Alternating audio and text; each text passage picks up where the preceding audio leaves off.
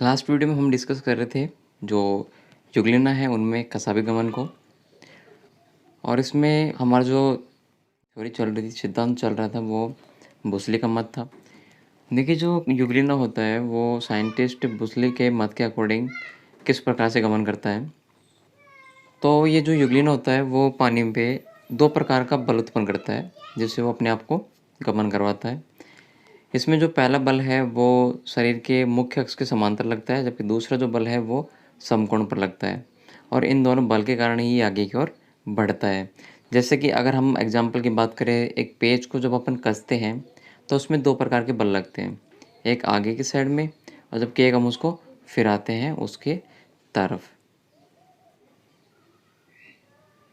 अगर हम डायग्राम की बात करें तो इस प्रकार से, जैसे ये एक पेज है और इस पेज को हम यहाँ से स्क्रू के माध्यम से कस रहे हैं, जिसके कारण क्या होता है, जो पेज होता है वो आगे की ओर बढ़ता है, और स्क्रू के कसने पर ये जो पेज होता है वो इस प्रकार से घूमता है। अब इसमें देखो दो प्रकार के बल लगते हैं।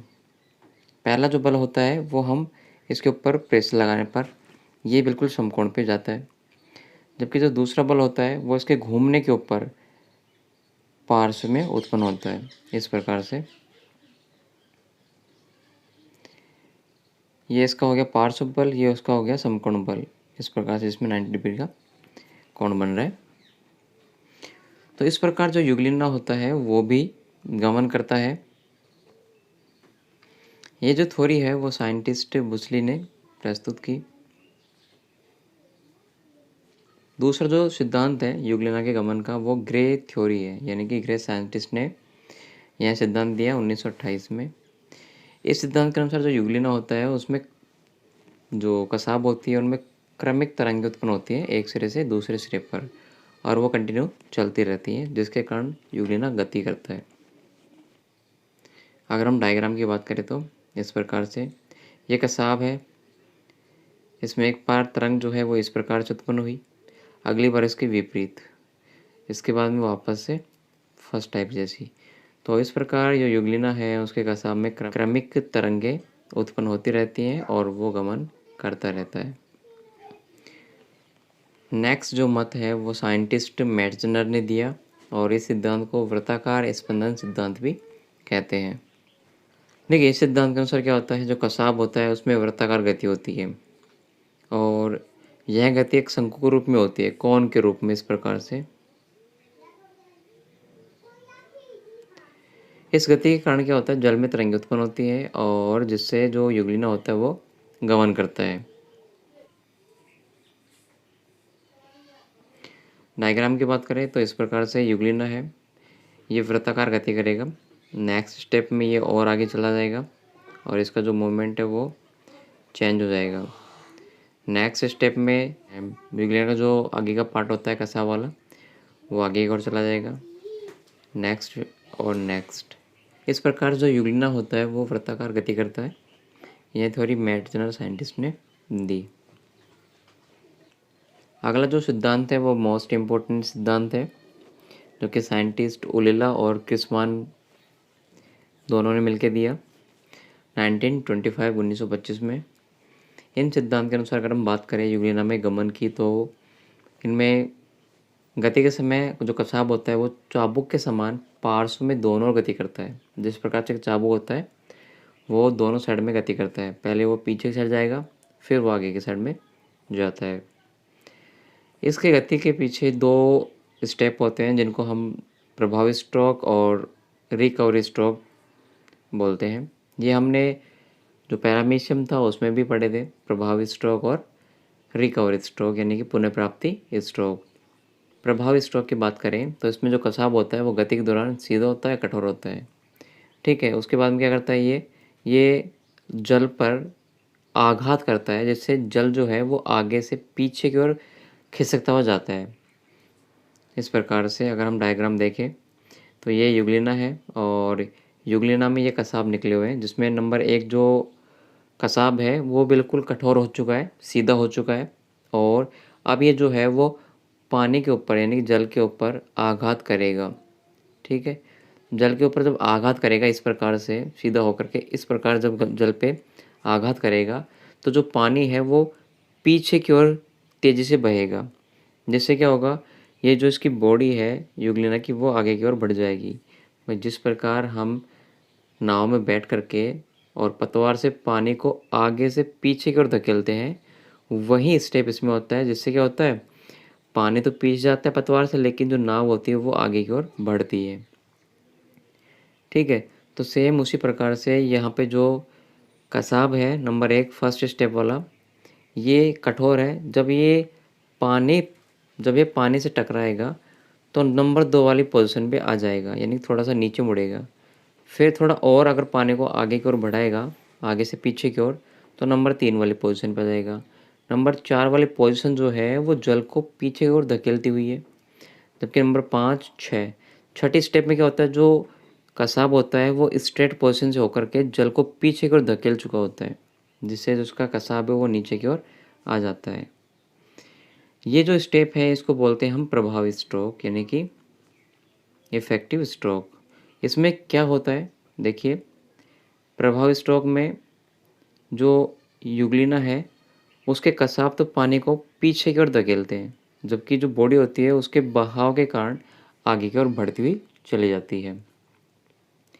दूसरे स्ट्रोक की बात करते हैं जो कि रिकवरी स्ट्रोक है, पुनः प्राप्ति स्ट्रोक। इसमें क्या होगा, यानी कि ये स्ट्रोक वो स्ट्रोक है जो कि फर्स्ट स्टेप के द्वारा किया जाने वाला रिलैक्स स्टेप है।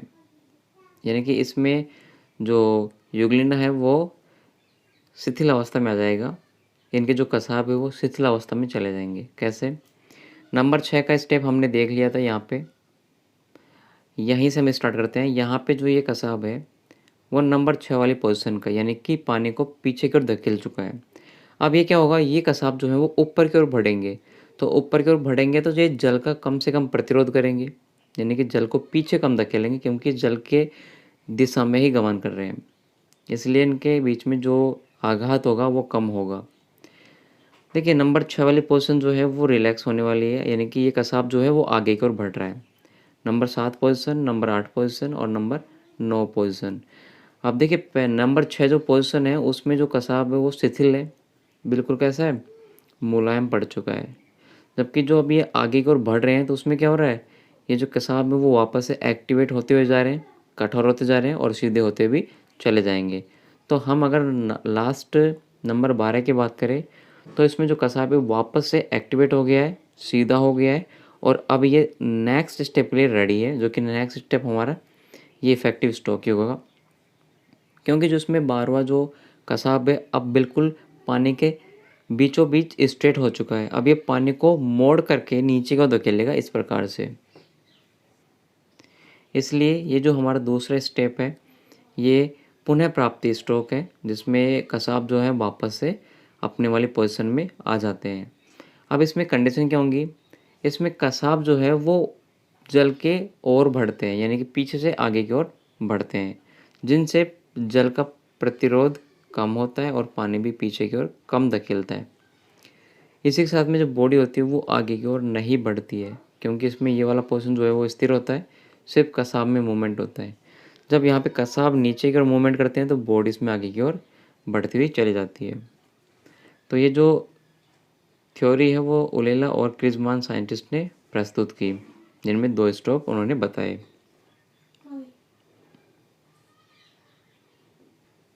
नेक्स्ट जो थ्योरी है वो लाउंडिन साइंटिस्ट ने दी 1941-43 के बीच।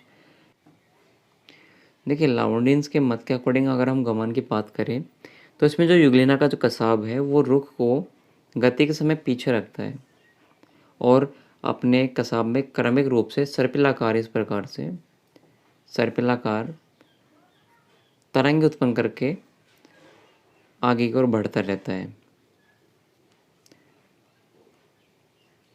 ये जो प्रोसेस है वो प्रति सेकंड 12 बार की जाती है कसाब के द्वारा, जो कि वाइब्रेट होकर के की जाती है। इसमें क्या होता है, इस क्रिया के द्वारा सेम वही पोजीशन में जल जो होते हैं वो पीछे की ओर बढ़ता है, जबकि जो बॉडी होती है वो आगे की ओर बढ़ती हुई चली जाती है। देखिए, यहाँ पे संकुचन का रीजन बताया गया है कि कसाब में संकुचन क्यों होता है। तो कसाब की जब हम संरचना देखे थे 9+2 यानी कि इनकी अनुप्रस्थ काट की, तो उनमें हमने मैट्रिक्स के अंदर 9 परिधीय तंतु को बताया था। इन परिधीय तंतुओं में संकुचन उत्पन्न होता है, जिस कारण इनमें क्या होता है, वाइब्रेशन, और ये क्या करते हैं, सर्पिलाकार गति करते हैं। देखिए, यूग्लिना में इन सब गति के अलावा मेटाबॉलिक गति भी पाई जाती है, जो कि इसके पेलिकल के कारण उत्पन्न होती है। यानी कि यूग्लिना का अगर हम बाह्य आवरण की बात करें तो वो पेलिकल का बना होता है, और पेलिकल जो है वो लचीला होता है।